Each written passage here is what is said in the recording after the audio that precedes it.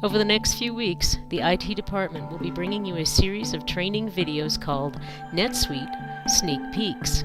My name is Kim Holman, and I'll be your guide as we make the transition to version 2014.2 of NetSuite.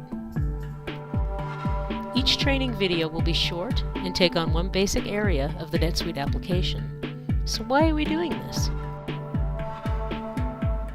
As you probably already know, the next version of NetSuite is sporting a whole new look and feel, so we want to make sure you're aware of the changes coming our way.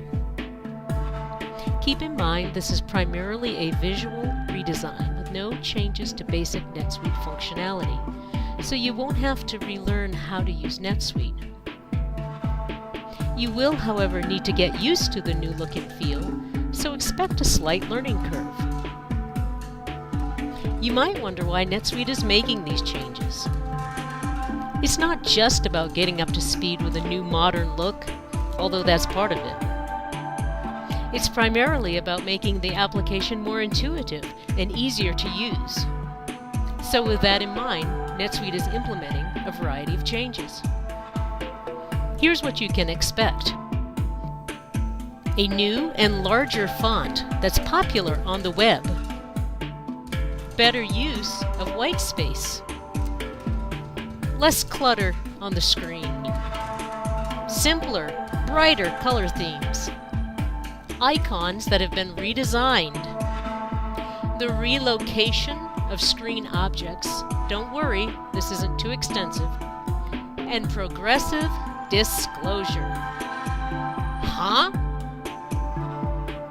All that means is some objects won't appear on the screen unless you take an action like hovering your mouse or clicking an icon. This makes for a cleaner, more responsive design. So let's go ahead and get started with today's topic, changes to the global header and navigation menus. Here we are in the new release of NetSuite. One small disclosure, this is our preview account. The new release is in the final stages of testing right now. There could still be some minor changes before the new release. I'd like to call your attention to the global header and navigation menus. Notice that as I scroll vertically, the header stays anchored at the top of the page. That means it's always going to be accessible. Next, let's look at global search. It functions just like it always did, but now it's larger and more prominent and located in the middle of the header. Here's a new feature, the Create New menu. The menu contains links for creating new record types. This menu can be personalized. It replaces the old Create New bar located on the home dashboard.